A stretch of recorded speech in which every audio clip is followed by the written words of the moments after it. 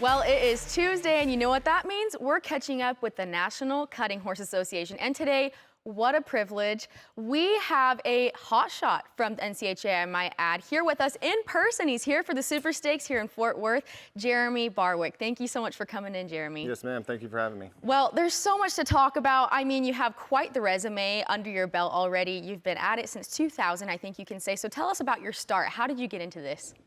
You know, my grandparents had horses growing up, so we had cutting horses, we had some pleasure horses, we had a little bit of everything, but cutting was our main focus and our main goal, and so did that my entire life, and that's really all I ever wanted to do. Got done with school, didn't want to go to college, so didn't do that, and started training horses and lived in Georgia for a few years, but then decided if I was going to be a horse trainer, I needed to move to Texas, so we did that. So fast forward to 2024, here we are, and you and your wife have quite the full plate. Tell us about that and what all you have going on in your life. Yes, ma'am. Well, we own Shadow Oak Ranch, which is where we live, and it's basically a horse and cattle ranch. We have a bunch of brood mares. We raise colts and have some cattle that we raise calves out of and sell those. And then we're co-owners of Brazos Valley Stallion Station, which is one of the premier breeding facilities of the cutting horse world for sure. We stand, 30 plus studs there. Bred a little over 5,000 mares last year. And then I'm also the owner of Western Bloodstock, which is the official sale company of the NCHA and the NRCHA.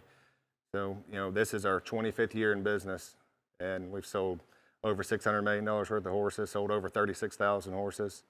So we stay pretty busy. Wow. I think it's safe to say that you do a very good job of being a steward of what God gives you. He's been giving you all these resources, and you have used them to their maximum.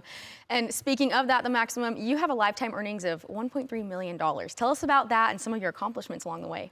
I trained horses up until I bought Western Bloodstock, and then I quit training horses. But we had a really good gelding named Jeremey that my wife and I both showed, and I was fortunate enough to win the world 3 times on him in the open, and he was definitely a phenomenal horse. I did a little talk the other day to the American Horse Council, and they asked me my favorite horse, and obviously he would be it. Man, well, you are one of 3 people to win back-to-back world titles. It was 06, 07, and 09, but now come to 2024. Tell us what this year might look like for you. This year we're steady breeding mares and having horse sales. The horse sales definitely keep us really busy in the fall. We actually have a digital horse sale coming up this Friday during the Super Stakes, but the breeding season from February to July, we're pretty busy at the breeding barn. Pretty busy, and you know what? That is one of the reasons that you're also in the NCHA Riders Hall of Fame. Tell us how that feels. What kind of honor is that? That's a huge honor. The people that are in that Hall of Fame they're all my idols and people I look up to, and to be a part of that's truly an honor. Well, speaking of people to look up to, I think that you are one of them. You can definitely be placed up there on the list of role models, especially in the NCHA, so we're proud to claim you.